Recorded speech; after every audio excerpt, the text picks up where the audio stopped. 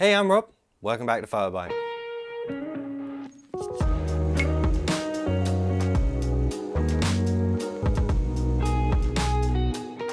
Literally, a few weeks ago, we took a retrospective look at the HERO9 and gave our ideas on what a HERO10 could look like. We got some things right, but we were hoping for some additions that still seemed to elude the new GoPro. This is the HERO10 in the flesh. First of all, they did it. Since the HERO6, which came out in 2017, the GoPro has been rocking the same processor chip, the GP1.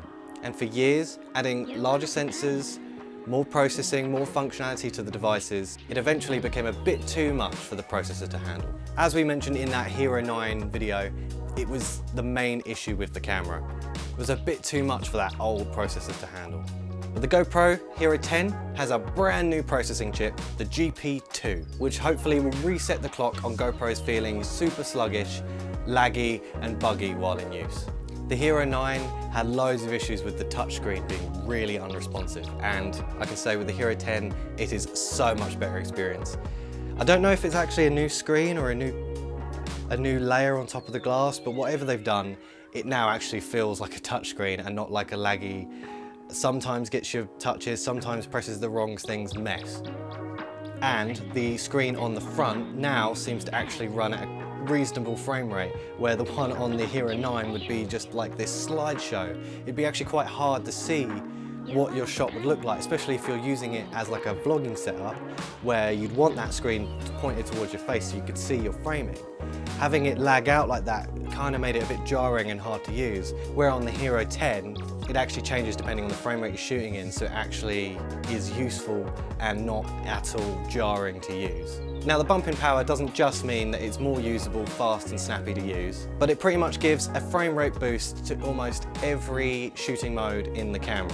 So where the HERO9 can do 5K up to 30 FPS, the HERO10 can do 5K up to 60. And the same with 4K 60 on the HERO9, you can do 4K 120 on the HERO10. And 2K 120 on the HERO9 and 2K 240 on the HERO10. So definitely a substantial bump in power to allow those frame rates. And it's not here just yet, but just around the corner in the November update, they said they're going to release 24 frames per second cinematic modes in pretty much all the resolutions, which is a nice little addition that's coming a little bit down the line. Now internally, other than that processor, they're pretty much the same. It's the exact same 23 megapixel sensor, but the HERO10 seemed to use more of it, especially in the photo modes. You can now use almost all the modes with that full 23 megapixels. So any difference in sharpness or quality between the two cameras will mostly be down to the change in chip and the processing around it, as the sensors are unchanged. Looking at both of these, they really didn't change anything. On the exterior, they look identical, but how would you tell them apart? Well, one of them has a blue GoPro logo. I guess that's something. Oh, one thing has changed. You wouldn't be able to tell with your eye, but on the HERO10, there is now a hydrophobic coating applied to the lens, which I'm surprised has only just gotten into the HERO10, as before, rocking the HERO9 or earlier, what people like to do if they were taking these out on the sea or something, they'd lick the lens first, that way the water droplets will tend to roll off it a bit more. But on the HERO10, it's built into a coating on the lens, so you don't have to worry about that. If anything, they say not to lick the lens, as you'll be slowly removing that coating every time you lick it. But this should make shooting in wet environments much better, as you're a lot less likely to hit record and have a completely wasted take, because the camera's been on your head and you haven't been able to look at it, and there's just been water or smears all over the lens that you didn't notice. A little bit of a software update. You can now plug the GoPro HERO10, and they said with an update that the HERO9 will do it as well. But you can plug both of these into your phone now when using the app to make the download speeds that much faster, because doing it over Wi-Fi and Bluetooth and stuff is so slow. So I'm glad that's a nice little change that is going to benefit both of these cameras. Talking about the new app support and stuff, live streaming on the GoPro HERO10 now has full HyperSmooth support, which is great, so you're not going to have some weird cut down version that's not as good when you're live streaming, which is great. Talking about HyperSmooth, somehow in this small little jump, that processor must have really helped with that technology, as HyperSmooth returns in this GoPro in its brand spanking new HyperSmooth 4.0. It's better in pretty much every single way. You'll notice it in all this footage that I'm showing you of the side-by-sides of the Hero 9 and the Hero 10.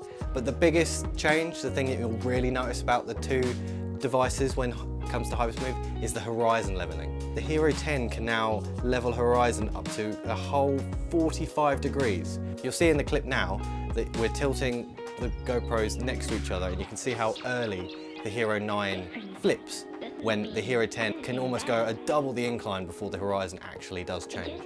Which is probably the most insane part about the Hero 10, as GoPro somehow keep making this better, and they're the best in the market at doing so.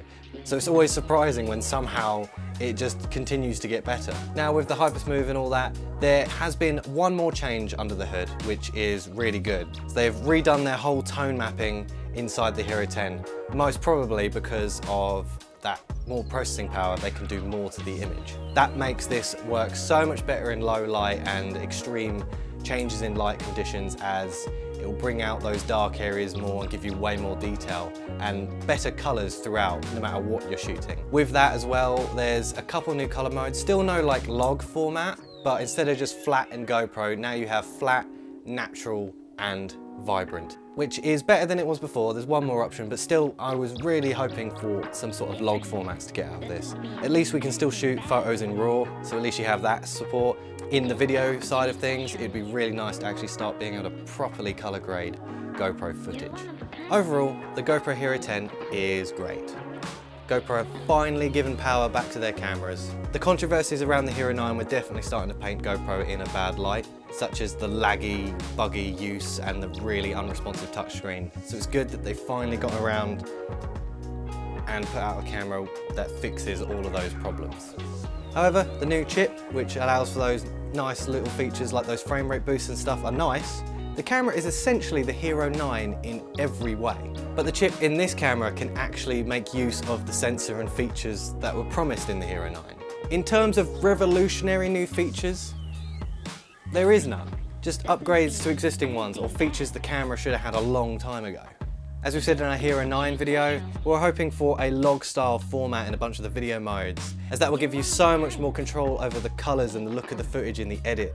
Now the idea of software updates coming that will add some of these features are nice. They're not here right now, so I can't speak to if they might add a log format to it, or there are a bunch of improvements they could make with software, but they definitely seem to rush this out just to get this new hardware in people's hands.